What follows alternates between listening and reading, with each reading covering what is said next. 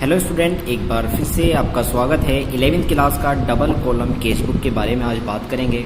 समझते हैं double column cash book क्या होती है। देखिए, डबल कॉलम कैश बुक होती है जब कैश बुक में दो कॉलम ऐड हो जाती है, या तो बैंक या कैश की, या और कॉलम ऐड कर लेते हैं। 3 कॉलम अगर ऐड कर लेते हैं, मान लीजिए इसमें डिस्काउंट भी ऐड कर लिया, तो वो 3 कॉलम कैश बुक हो जाती है। तो इसका परफॉर्मा की अगर हम बात करें तो इस तरह होता है: डेट, पर्टिकुलर, एलएफ, कैश और बैंक। देखिए 2 कॉलम इसमें ऐड हो गई, कैश की और बैंक की एंट्री इन्हीं में आएगी। ठीक है, तो इसलिए इसको डबल कॉलम कैश बुक के नाम से जाना जाता है। इसको करते कैसे हैं? डेबिट साइड में अगर प्लस होता है, डेबिट साइड में प्लस की एंट्री आती है और क्रेडिट साइड में माइनस की। प्लस का मतलब क्या है? जो आपके पास पैसा आ रहा है, जो पैसा आ रहा है उसको तो आप डेबिट साइड में लिखेंगे, और जो आपकी तरफ से पैसा जा रहा है, जो आपके खर्च हो रहे हैं, एक्सपेंस हो रहा है, वो आपके क्रेडिट साइड होगा। ठीक है, तो बहुत सिंपल है। हमने लेज़र में इसकी कैश बुक के बारे में पढ़ लिया था। वो सिंगल कॉलम थी, सिर्फ उसमें कैश की एंट्री, कैश की एंट्री होती थी। लेकिन इसमें 2 कॉलम ऐड हो गई, कैश और बैंक, तो इसमें दोनों की एंट्री होगी। ठीक है, तो क्वेश्चन करना शुरू करते हैं। क्वेश्चन से समझते हैं कि क्या इसका होता है। सबसे पहली एंट्री इसमें मार्च 1 की दे रखी है। कैश इन हैंड 2710 रुपये, कैश एट बैंक 27,500 रुपये। ठीक है, बैंक में कितना पड़ा है? 27,500। कैश कितना है हमारे पास? 2710। एंट्री क्या होगी इसकी? तो इसका मतलब होता है कि जो हमारा पहला बैलेंस बचा हुआ है, पिछली बार का हमारा बैलेंस ये बचा हुआ होगा, वो हमारा कैश टू बैलेंस या बाय बैलेंस सीडी से आया होगा। तो अब हम इसको जब नए अकाउंट में इसको उतारेंगे तो इसको टू बैलेंस बीडी के नाम से लिखा जाता है, टू बैलेंस बीडी। ठीक है, कैश में कितने थे हमारे? 2710 रुपये, और इसमें बैंक में कितने थे हमारे? 27,500 रुपये। ठीक है, सिंपल हो गया कि आपकी दोनों जो एंट्री थी एक ही लाइन में हो गई। इसे आगे इसने दिया है 3 मार्च को रिसीव फ्रॉम सुभाष 3500 रुपये। रिसीव हुए हैं, रिसीव का मतलब इसमें ये नहीं लिखा कि बैंक में रिसीव हुए, तो इसका मतलब रिसीव कैश में ही हुए होंगे। तो कैश की एंट्री है, रिसीव का मतलब प्लस हुआ है हमारे में, तो प्लस में सीधा डेबिट में इसको लिखते हैं। तो रिसीव हुआ है हमारा मार्च 3 में। ठीक है, तो किस नाम से, किससे रिसीव हुआ है? टू सुभाष। ठीक है, कितना रिसीव हुआ था हमारा? 3500 रुपये कैश में। इसके बाद आगे उसने कहा है 4 तारीख में sold goods for cash. Cash में ही उसने पैसा माल बेचा है, तो इसका मतलब हमारे पास कैश आई है, प्लस हुआ है। प्लस का मतलब डेबिट। तो डेबिट की तरफ इसकी एंट्री कर लेते हैं। कौन सी तारीख में था? 4 तारीख में। टू सेल्स अकाउंट कितना हुआ था? ये हमारा 10,000 रुपये। ठीक है, इसके बाद उसने आगे कहा है paid rent by cheque. Cheque से रेंट पेड करा है 800 रुपये। इसका मतलब ये हमारा खर्चा हुआ, तो ये खर्चा हुआ तो ये क्रेडिट साइड में जाएगा, माइनस हो रहा है। चेक से मतलब बैंक से हुआ है, तो बैंक की तरफ इसको हम लिखेंगे। मार्च की 7 तारीख की एंट्री है बाय रेंट अकाउंट।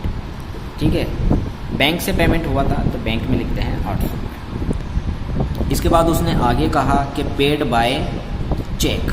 पेड करा है हमने चेक से सोहन को, ये भी हमारा खर्चा हुआ 3,000 रुपये का, तो ये भी क्रेडिट साइड जाएगा।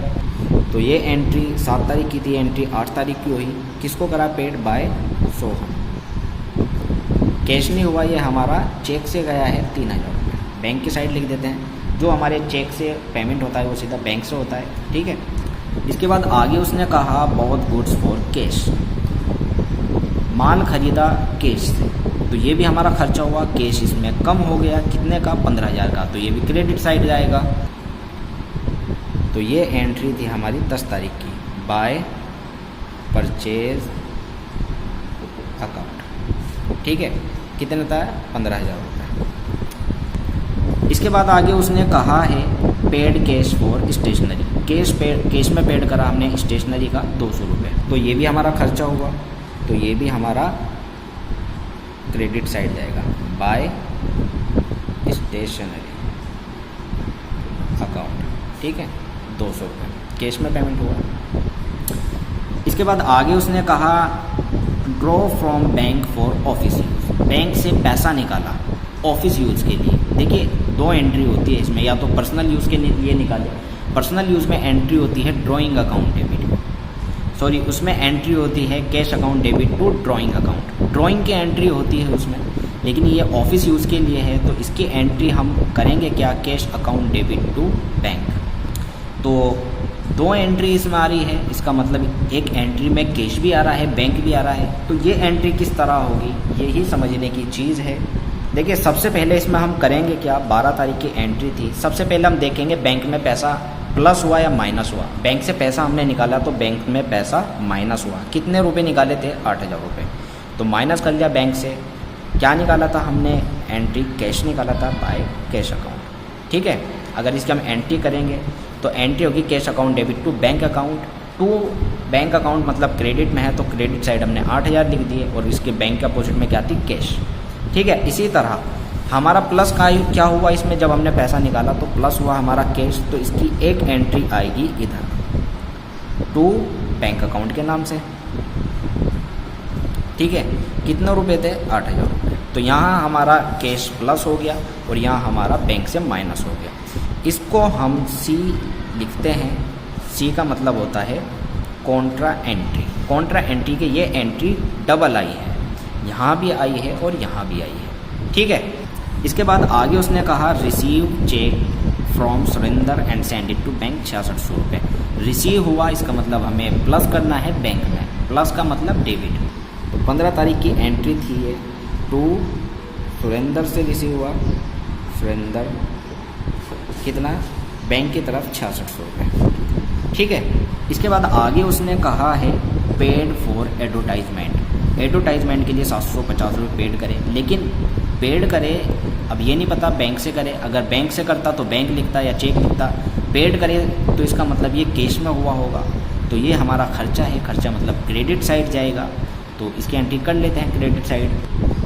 16 तारीख की एंट्री है बाय एडवर्टाइजमेंट अकाउंट 750 रुपये कैश में। ठीक है, इसके बाद आगे उसने कहा issue cheque in favour of Nath brothers. हमने इश्यू करा, इसका मतलब हम माइनस करेंगे बैंक से 4300 रुपये, तो माइनस का मतलब क्रेडिट साइड में जाएगा। 18 तारीख में इश्यू हुआ बाय नाथ ब्रदर्स। ठीक है, कितने, 4300। अब इसमें आगे इसने कहा है 19 तारीख में कैश सेल हुई है 13,000 रुपये की, कैश सेल हुई है, इसका मतलब पैसा हमें रिसीव हुआ है तो प्लस हुआ है, इसका मतलब डेबिट में इसकी एंट्री होगी। डेबिट में इसकी एंट्री होगी 19 तारीख में, 19 तारीख में टू सेल्स अकाउंट। कितने हुए थे ये, 13,000 रुपये। ठीक है, अब आगे उसने कहा है पेड इनटू बैंक 16,000 रुपये, पेड कर दिया हमने बैंक में। अब एक जगह पैसा कम हुआ, एक जगह पैसा बढ़ गया। कैश हमने बैंक में डाला तो कैश कम हो गया और बैंक में प्लस हो गया। पहले कैश को माइनस कर लेते हैं, कैश में से माइनस होगा मतलब क्रेडिट साइड में। तो 19 तारीख की एंट्री हमने पहले माइनस करेंगे बाय बैंक के नाम से, कितने थे, 16,000 रुपये। ठीक है, कैश में लिख रहे हैं तो बैंक का नाम आएगा और बैंक में लिखेंगे तो कैश का नाम आएगा। ये डबल एंट्री होगी, कॉन्ट्रा एंट्री होगी। अब यहाँ पर हमारा प्लस भी हुआ है बैंक में, 19 तारीख में प्लस भी हुआ है बैंक में, टू कैश अकाउंट से नाम से आएगा। ठीक है, 16,000 रुपये। तो यहाँ हमारा प्लस हुआ और यहाँ हमारा माइनस हुआ। अब आगे उसने कहा है receive cheque from Vinod and send it to bank. Receive हुआ मतलब प्लस हुआ मतलब डेबिट की साइड 2400 रुपये। तो 20 तारीख की एंट्री होगी इसकी टू विनोद के नाम से, विनोद के नाम से कितने रुपए, 2400 रुपये। ठीक है, अब आगे उसने कहा bought scooty and paid for the same by cheque 18,000 रुपये। 18,000 का चेक से भुगतान किया, स्कूटी ली तो ये हमारा खर्चा हुआ, तो ये क्रेडिट साइड जाएगा। क्रेडिट साइड इसको हम लिख लेंगे, कौन सी तारीख थी ये, 22 तारीख, बाय स्कूटी अकाउंट।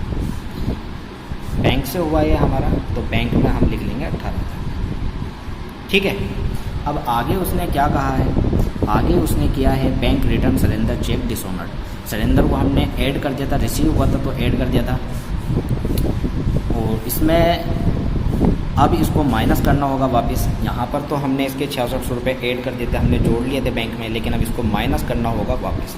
डिसऑनर हो गया क्योंकि, तो 25 तारीख में बाय सुरेंद्र। ठीक है, कितना 6600 रुपये।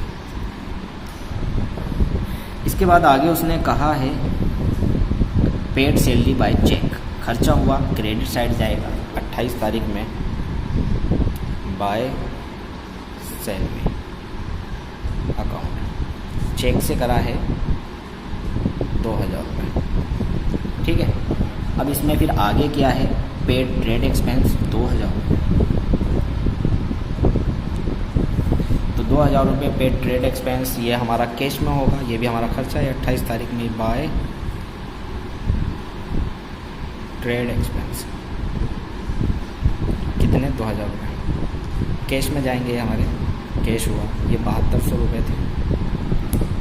इसके बाद इसने आगे 29 तारीख में क्या, कैश सेल हुई है 9500 रुपये की, मतलब प्लस हुआ है, कैश में पैसा आया है तो कैश में लिखेंगे।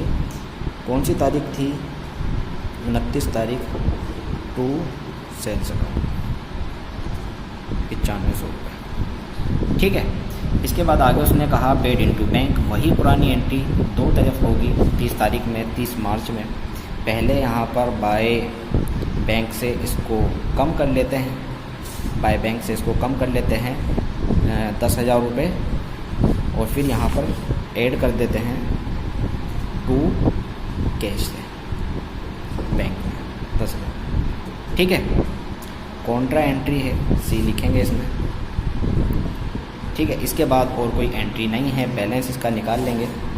तो बैलेंस अगर हम इसका जोड़ते हैं तो ये सारा बैलेंस आता है, और ये सारा क्या बैलेंस आता है, और ये सारा बैलेंस, ये सारा बैलेंस ये आता है 62,500 अगर इस सारे को हम जोड़ते हैं, और ये आता है 46,710 और 62,500। जिधर का पैसा ज़्यादा आएगा उधर हम जोड़ लेंगे। अब इधर का अगर हम इसमें से घटाएंगे तो 30 में इसका बाय बैलेंस निकल जाएगा, बाय बैलेंस कैरी डाउन। तो इसका डिफरेंस आता है हमारा 2760 रुपये, और इसका डिफरेंस आता है 14,600 रुपये। ठीक है, तो ये था क्वेश्चन, उम्मीद करता हूँ आपको समझ आ गया।